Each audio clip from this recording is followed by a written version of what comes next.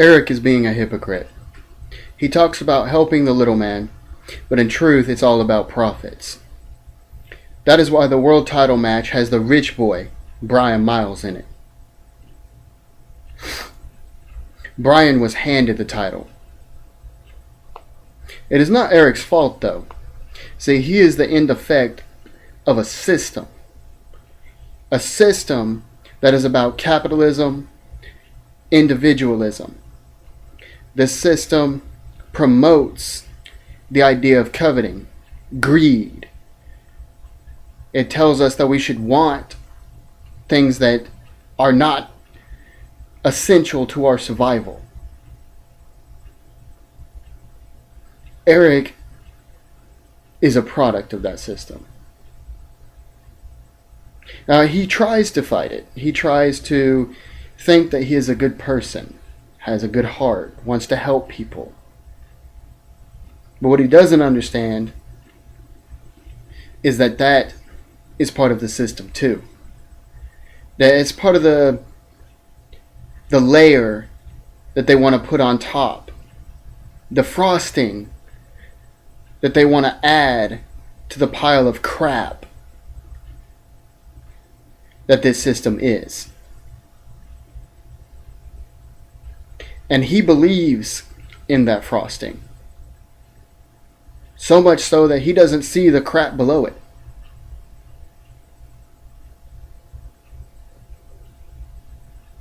That is why he continues to push people like Brian Miles.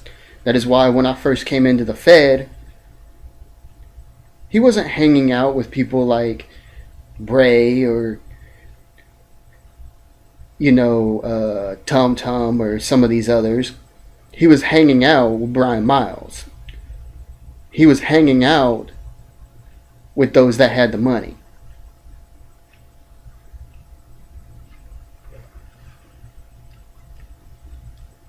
I see. Eric wants to believe in the American dream. He wants to believe that if you try, if you work, then you can succeed. Eric's living in delusion. And I am coming to wake him the fuck up. It's not a matter of you work hard, you overcome the system. And as long as he is living in that delusion, that system will continue to keep people down. It is only through waking up that we will overcome this. Eric is an obstacle. I don't hate Eric. Not at all.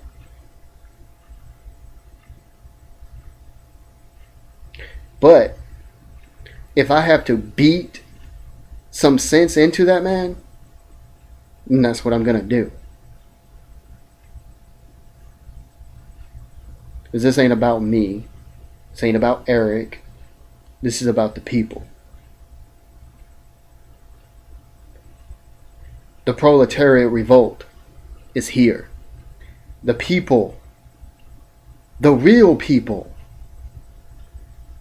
Not the middle class that CNN, Barack Obama, Republican, Democrat, Libertarian want to talk about.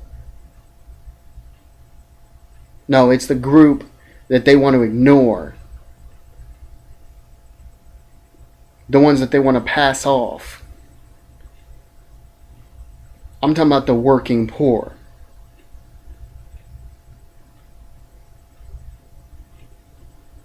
The ones who work hard constantly and then have nothing. They own nothing. Now people like Eric, they want to say, oh well, it's not actually that bad. See, such and such managed to rise up. Matter of fact, a good example of that would be Eminem. Everyone wants to talk about, oh well, Eminem lived in the slums and he rose up. That's why he is unique. That's why people like to hear his story, because it's the exception, not the standard. Leonardo da Vinci came from a poor background. Does that mean that we should go back to feudalism? Should we go back to having kings because Leonardo da Vinci managed to overcome? No. The system was still wrong. And so is this one. And Eric is embodying that system through HCW. Now, I'm not saying that he's doing it deliberately. He's probably ignorant, like the rest of these people. I'm not here to call someone out or tell someone that they're wrong or any of that. I am here simply to wake the people up. There's no more time to sit back. This is the information age. If you are ignorant, it's because you choose to be.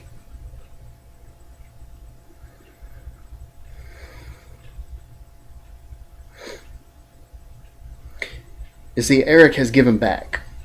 He has. He really has. He has helped some people with his wrestling school and, a couple other projects he's got. But what does he do? And this will show you what I'm talking about. As far as the system, as far as helping people, trying to be a good person, it's about the recognition. Every single time that he helps someone, whenever he gets in front of the camera, he'll start mentioning the people that he's helped. He will list off people that he's helped.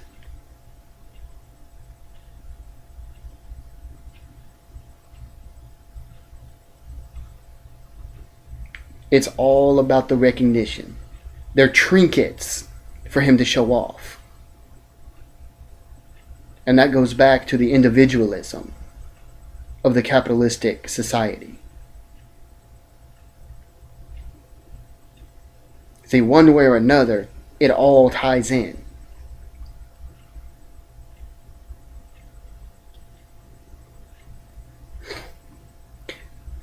Now, the worst part of this is that Eric wants to talk about the fans. And I know that's what he's going to come out and say. He's going to talk about the fans, how much he cares about the fans. But you try asking Eric how much he's going to make, how much HCW is going to make, when they charge $40 for a $3 t-shirt, when he knows that the vendors he's sponsoring, that he's allowing, are making 200% and 300% profit on a soda. Yeah, it's really about the fans, right? Yeah, if them fans are folded up and made out of money, that's the fans it's about.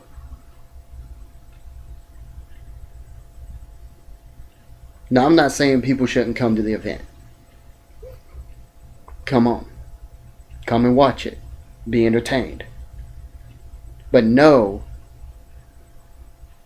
Eric ain't about you. He is another corporate head.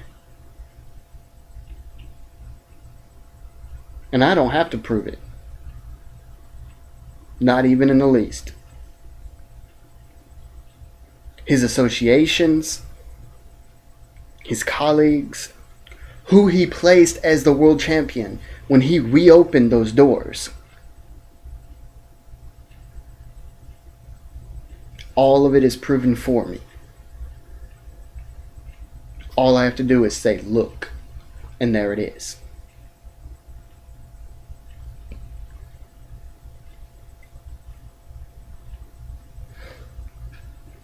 Now, I know that Eric wants HCW to be something more. My words to Eric are simple. Prove it. Stop lining up the big dogs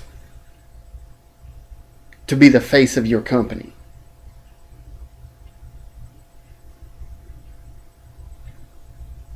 Stop pushing Brian Miles and some of the others as the big names.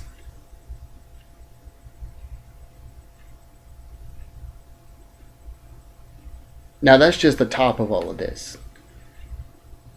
Because I mean, let's be real. This is what this is all boiled down to. But the people didn't come here, and they're not going to come there, to Detroit, to the Joe Louis Arena, because of my belief, because of my view on Eric. They're not going to come there because of Eric's view on me or what I got to say. The only reason they're even watching this, if they are watching this, is for entertainment. That's it. That's the bottom line. And when we step in that ring, that's going to be the bottom line again. It's not going to be about beliefs. That's all hype to build up the match. That's the reality. Does it mean I'm unreal? Does it mean I don't believe that? No. I believe every word I said. But most of the people ain't coming for that. They like that because it gives it some background. It gives it a little bit of edge.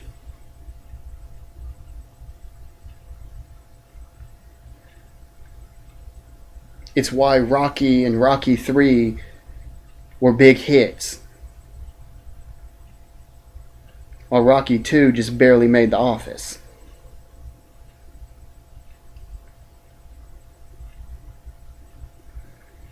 So let's get down to the nitty gritty. The real matter. Eric versus me. Now the man that Eric likes to talk about so much is Sickle. Sickle. Why? Because Sickle is a legend.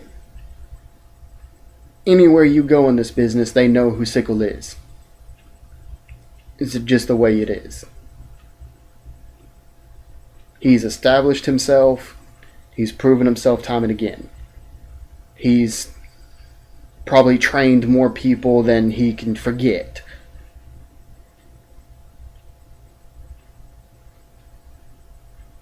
Including Eric.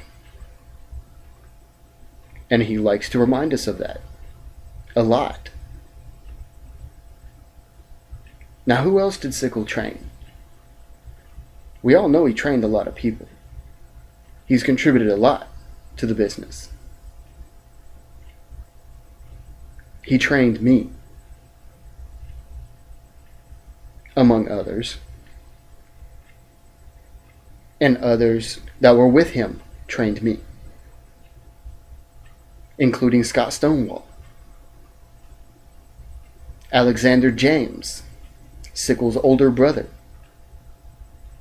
the one that trained him.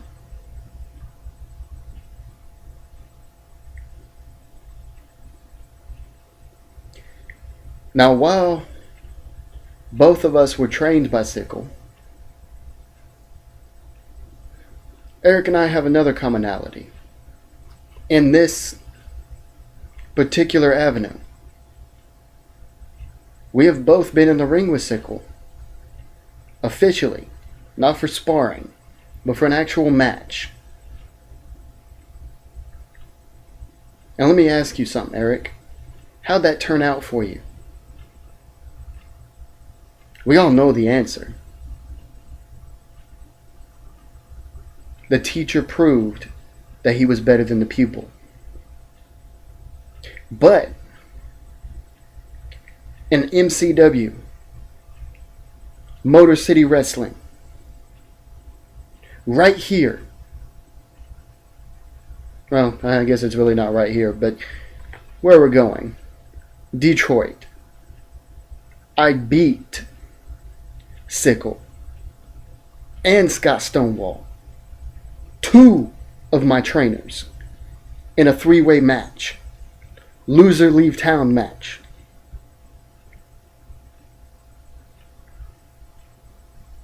You want the tape? I can pull it up for you.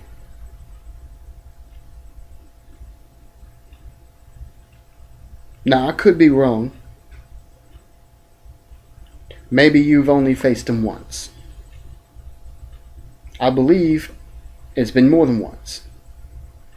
But let's say that it's been once. I've only faced him once. But I won. Can you say that?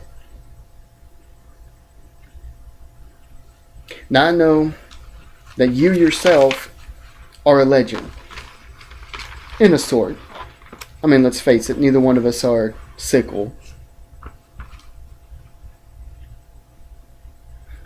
You've held this title, you've held that title. But there's something you gotta realize. Something that Priest and Brandy found out the hard way. You haven't faced anybody like me. You are a great wrestler. Amazing wrestler. You were trained to wrestle. As was I. But my training didn't stop there.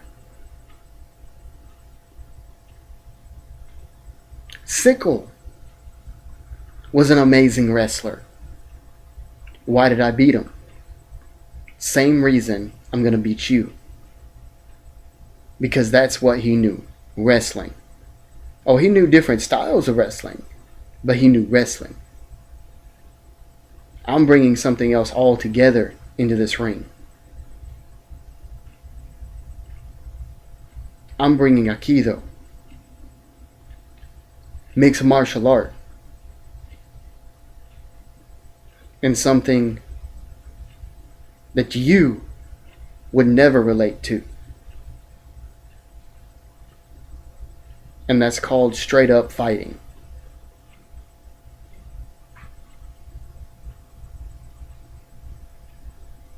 See, I know in your life, you may have had this fight or that fight. Everybody does.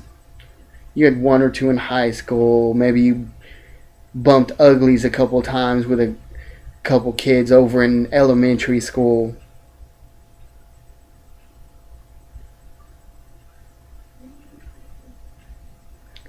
I have to always be ready. Because there's always some asshole. Somebody that wants to pick a fight with me because they're drunk and think they can push around the small guy. Or because they've been watching Bill O'Reilly and Sean Hannity and they don't like Muslims.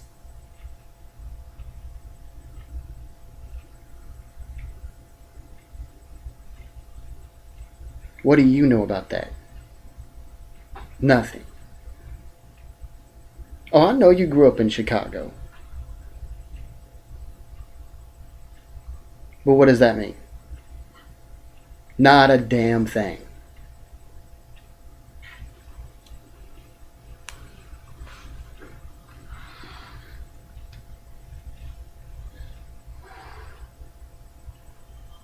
At the end of the day,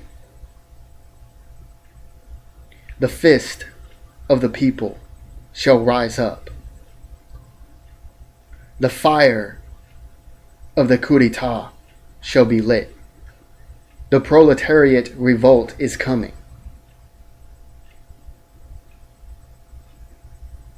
And you will know it firsthand.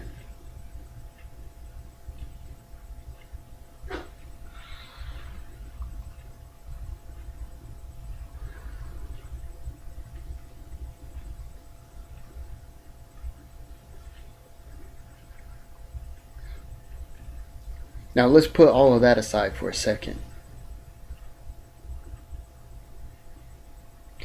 Let's review a couple more facts.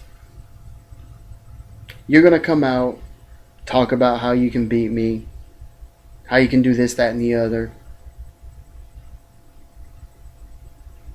Priest and Brandy said they could beat me. What happened to them?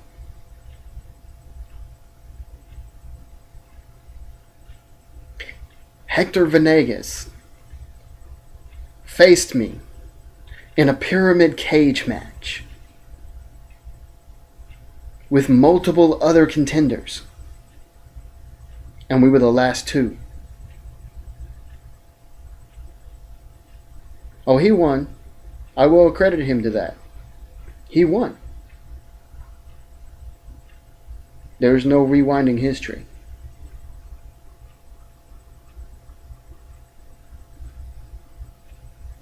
But I was the one he had to go through to win. Do you have anything that you can say like that? No. Oh, sure, you know hardcore. You've picked up a weapon. You've swung it. I got a niece that occasionally used to pick up a broomstick when she was like 2. Does that make her hardcore too? She swung her weapon. Ooh. Real hardcore, dude. That ain't hardcore.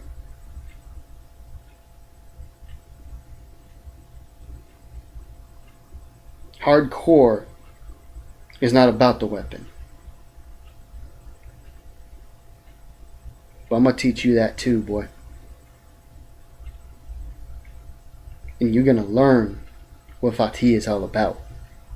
The people.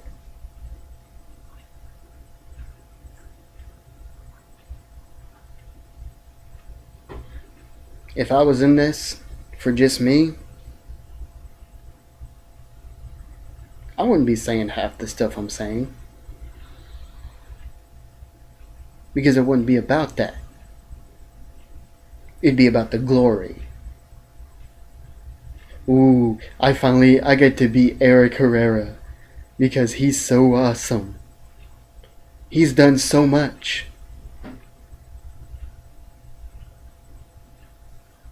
Now what do I think of you? Nothing.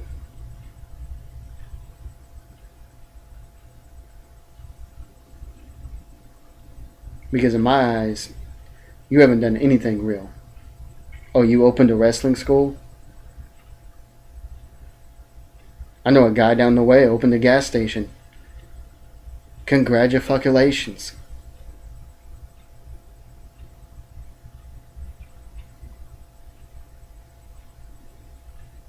What have you done to actually help the people, Eric? Not a damn thing. But I'm gonna help you. I'm gonna help you to help them.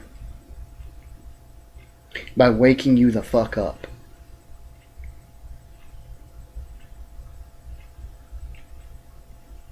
You didn't even take a second glance when I first came back and what I had to say. You still are focused on the corporations. You still are about the money. You see, you're not like David Rockefeller or John Rockefeller. No. You're not even like Brian Miles. You're worse. You're worse than both of them. Because they know what they're about. They know why they do what they do. You're a puppet.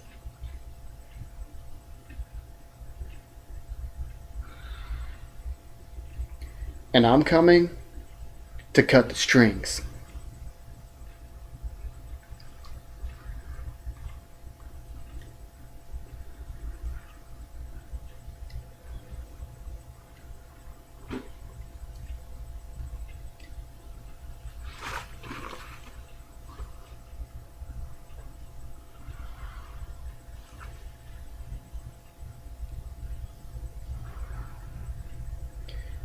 I'm coming to set you free, Eric. And that's exactly what I'm going to do.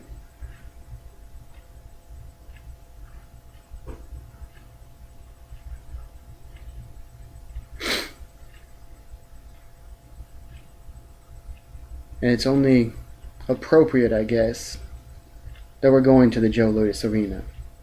A great fighter.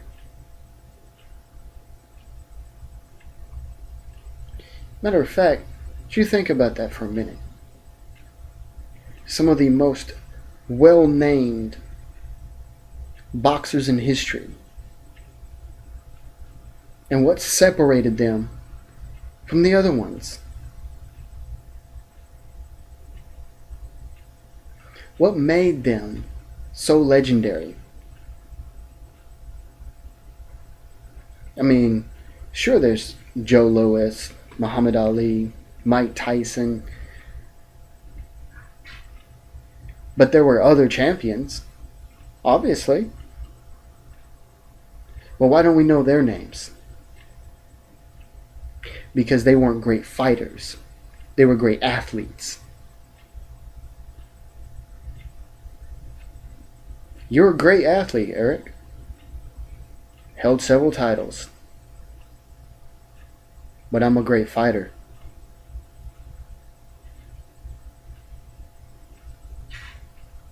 And when it's over, you'll know that. The people will know that.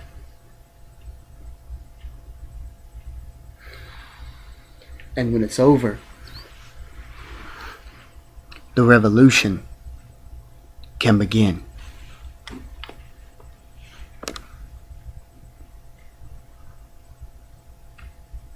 Do you really think you're ready?